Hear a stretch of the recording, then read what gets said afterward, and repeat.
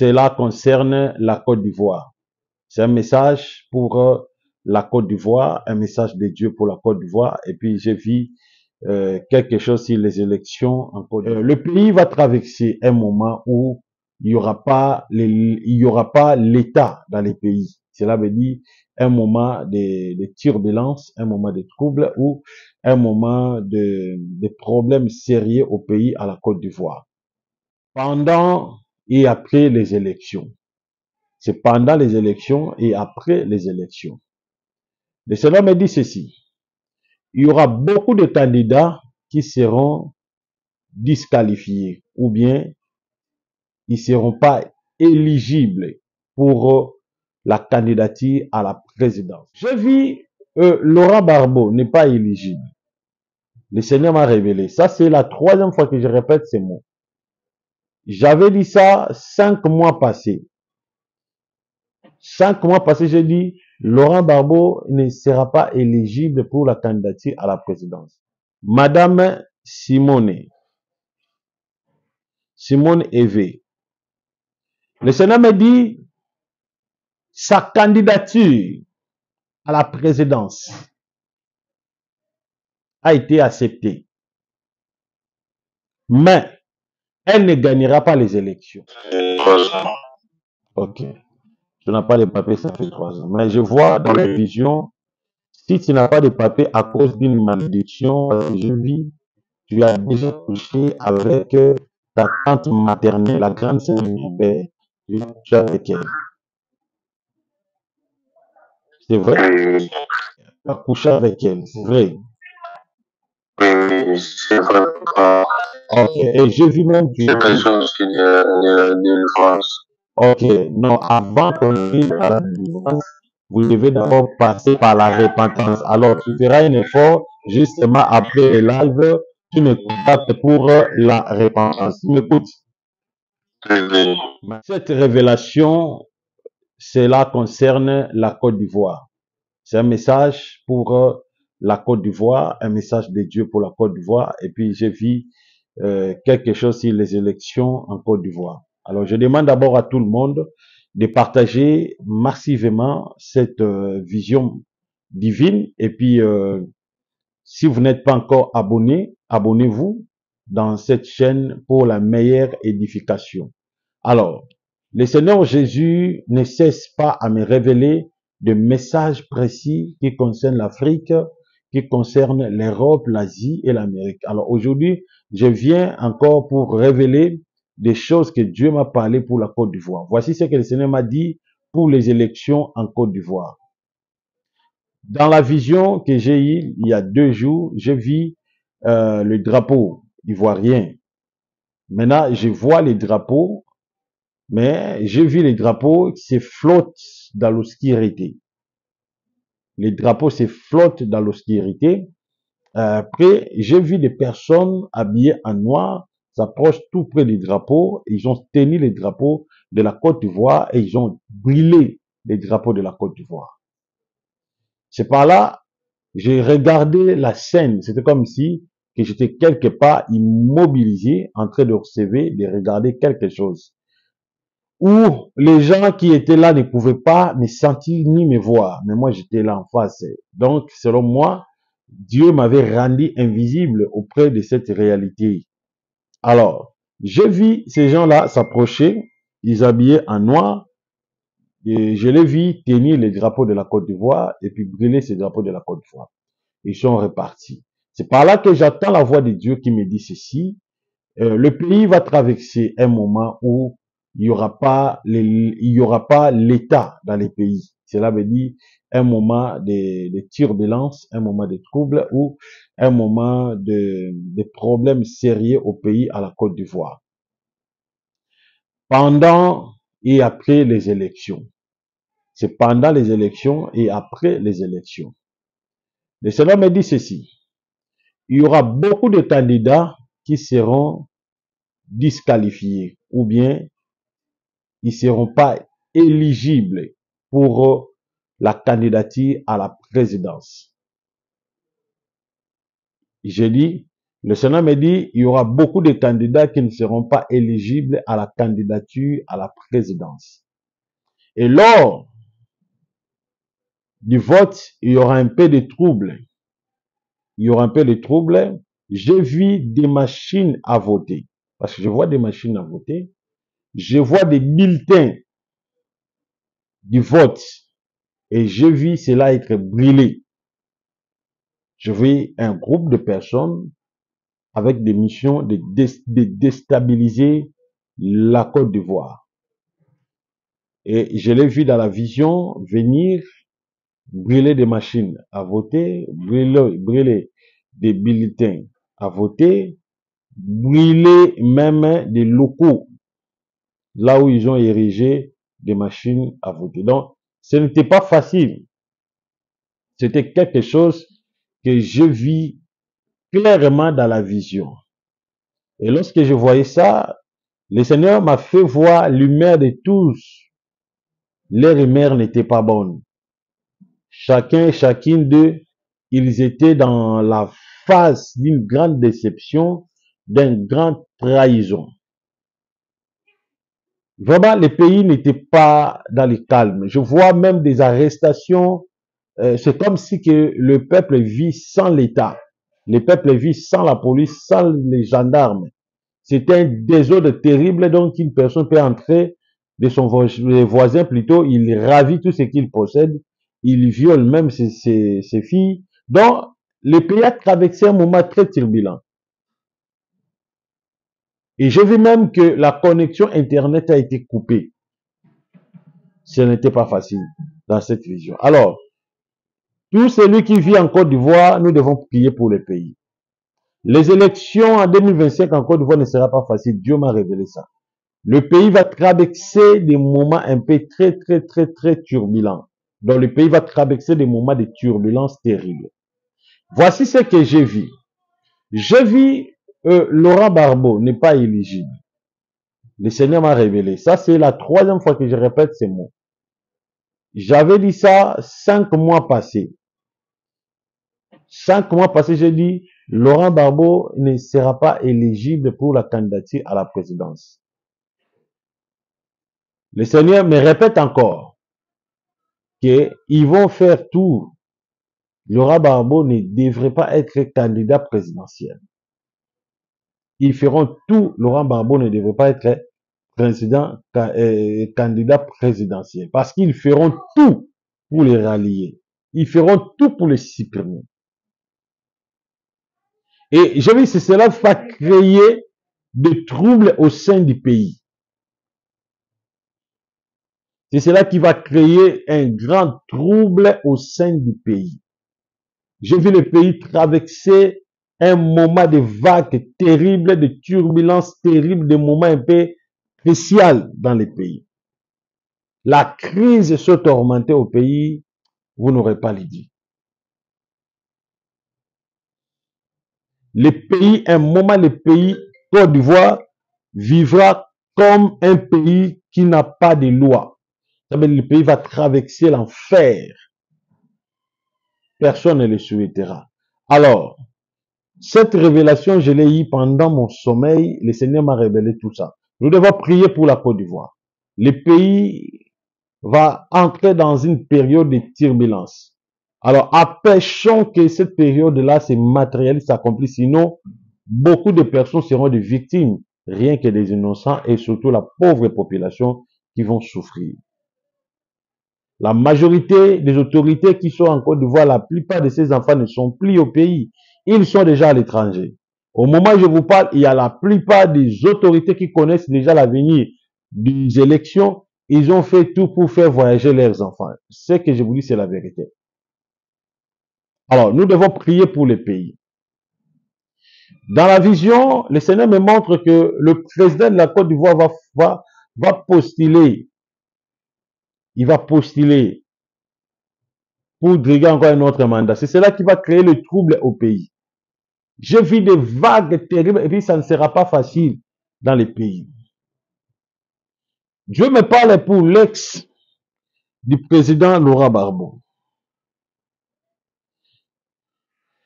Je voulais parler pour l'ex du président Laurent Gbagbo, Madame Simone Eve. Le Sénat me dit sa candidature à la présidence a été acceptée, mais elle ne gagnera pas les élections. Madame Simone Gbagbo, elle ne gagnera pas les élections, Dieu m'a dit ça. Mais elle sera proposée, ils vont lui proposer un poste administratif, un poste dans le gouvernemental, qu'il travaille en collaboration avec le pouvoir en place. Parce que je vis dans la vision que le régime ici, le régime de Ouattara va continuer. Le régime d'Alassane Ouattara va continuer. Et je vis, il y aura un dialogue. Dans ce dialogue, le président Alassane Ouattara, son régime va demander un dialogue national et puis il va tendre la main à l'opposition. Que l'opposition travaille avec lui. Et c'est là qui va créer des grands dégâts. Mais la femme de Laurent Gbagbo, Simone Gbagbo, cette maman, je vous salue là où vous êtes, mais dans la vision, j'ai vu, vous n'avez pas réussi les élections, vous n'avez pas gagné les élections, mais vous avez été sollicité de travailler au gouvernement qui seront après les élections, les résultats des élections. Mais il y a un message très important, je ne peux pas vous dire ça ici. Si vous serez en contact avec moi, je vais vous libérer les restes de ces messages. Alors, je voyais comme il y avait des champignons dans les pays. Le Sénat me montre la présence des mercenaires au pays, des militaires. J'ai vu des militaires français qui sont présentement en Côte d'Ivoire, des militaires français qui sont venus uniquement pour sécuriser les élections. Écoutez, j'ai vu des militaires français. Au moment où je vous parle, je n'ai jamais été en Côte d'Ivoire, mais le Saint-Esprit me dit il y a des militaires français. Ils sont là-bas. Ils sont venus uniquement pour protéger les candidats dans le régime de Ouattara. Et vous allez voir cela s'accomplir. Ainsi parle le Seigneur. Amen. Voilà. Je voulais maintenant prier pour 10 personnes, 20 personnes. Alors, je voudrais prier pour des personnes qui ont des problèmes, des cas graves, des difficultés. Tu as des maladies, tu as des choses qui n'avancent pas. Je voudrais prier pour toi et je crois que le Seigneur fera quelque chose dans ta vie. Tu as un problème de santé, tu as un problème dans le corps, tu as un problème au travail.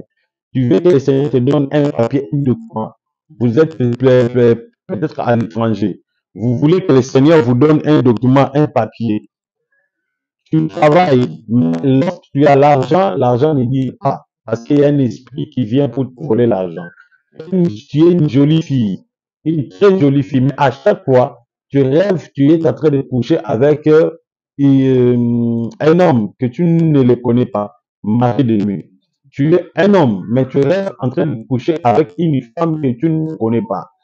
Tu es une personne ambitieuse. Cela veut dire tu as des projets, mais aucun de tes projets s'est réalisé. Comme si un esprit qui vient pour vouer la bénédiction. Alors, le prophète Ézéchiel est là. Appelez mon numéro plus 243 97 76 24 404 plus 243 97 76 24 404. Appelle le prophète Ézéchiel, nous allons prier pour toi maintenant. Appelez-moi maintenant, nous allons prier pour toi. Même si tu as une maladie de cancer, il y a des gens qui ont peut-être une maladie de cancer. Tu as une maladie de VIH. Tu as une maladie de diabète. Tu as une maladie de cirrhose du foie. Tu as une maladie de l'estomac. Tu as une maladie peut-être une maladie quelconque que l'ennemi a mis en toi. Tu es bloqué. Alors, appelez le prophète. Sinon, tu peux mourir. Appelez-moi. Je veux prier pour toi. Je crois au miracle. Je crois à la manifestation de l'Esprit. Je crois que Dieu est capable de te sauver maintenant. Tu es allé à l'hôpital. On t'a prescrit les médicaments. Tu as pris les médicaments, mais tu n'es pas guéri. Quel que soit les endroits où tu as adhéré pour ta solution, mais cela n'a pas marché. N'hésite pas à appeler le prophète. Tu es né dans la pauvreté. Tu grandis dans la pauvreté. Jusqu'alors, la pauvreté ne te quitte pas. Appelez le prophète, nous allons prier pour toi. Je suis disponible. Pour des gens qui me disent, papa, tu n'es pas disponible. Non, je suis disponible. Dans ce mois de décembre, Dieu me recommande de prier pour 1500 personnes. Alors, je reçois les appels presque chaque jour de chaque personne qui m'appelle. Je reçois les appels. Auparavant, c'était difficile pour moi, mais désormais, je suis devenu facile. Alors, appelez le prophète, nous allons prier. Allô? Comment je vous appelle depuis? Je vous appelle depuis Depuis, Canada. depuis Canada. Ok. Je m'appelle depuis Canada. Oui. Ok. Vous voulez que je fasse quoi pour toi? Depuis ça fait 3 ans. Ok. Tu n'as pas de papier, ça fait 3 ans. Mais je vois dans les visions, si tu n'as pas de papier à cause d'une malédiction, parce que je vis, tu as déjà couché avec ta tante maternelle, la grande sœur de mon père. Tu as couché avec elle. C'est vrai? Oui, papa.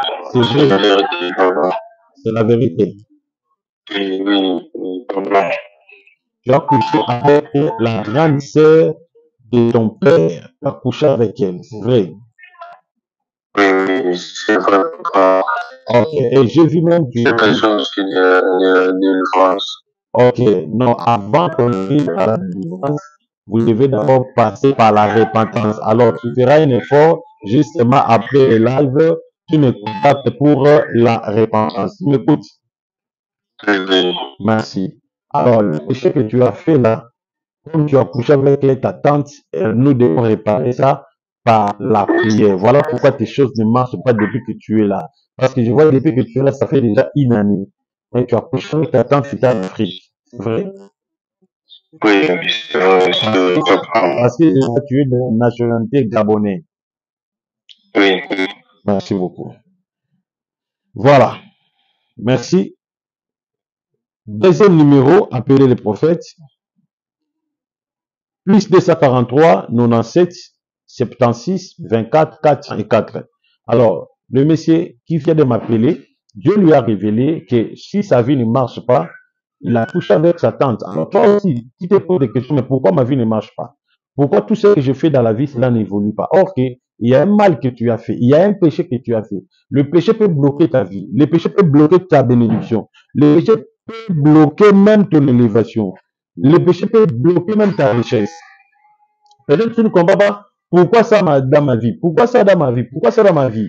Alors, ok, quelque part, quelque chose que vous avez fait, cela a bloqué ton avancement, cela a bloqué ta bénédiction. Alors, je prie pour toi que Dieu ouvre la bénédiction. Alors, je demande à tout le monde, aujourd'hui, le Saint-Esprit m'a dit de prier pour des personnes qui vont faire un geste pour les orphelins. Le Seigneur m'a dit de prier pour des personnes qui feront un geste pour les orphelins. Alors, je lance un communiqué parce que nous sommes vers l'approche de la fectivité. Alors, nous devons agir de bonnes actes pour aider l'orphelinat. Alors, je vais prier pour des personnes qui vont faire un geste pour aider les orphelins. Voilà pourquoi vous allez voir à chaque fois que quelqu'un m'appelle, nous le recommandons à aider les orphelins. Pourquoi? Parce que vous êtes obligé de le faire parce que sans vous, ces enfants n'auront pas à manger. Alors, je demande à celui qui me suit de m'appeler, papa, je voudrais que ton Dieu me fasse du bien, que ton Dieu me parle, que ton Dieu me révèle, et je voudrais aussi faire un geste pour les orphelins. Je crois que le ciel sera ouvert pour ta vie. Le bien que tu peux faire aujourd'hui pour ces enfants, cela peut te rattraper dans les futurs. Alors, ne doute pas, surtout lorsqu'on fait de bonnes œuvres, surtout lorsque vous écoutez un bon communiqué pour le social des enfants et des enfants qui n'ont jamais franchir la ligne rouge du péché. Si vous faites du bien pour ces petits enfants, c'est une bénédiction pour vous. Je reçois cet appel. Allô?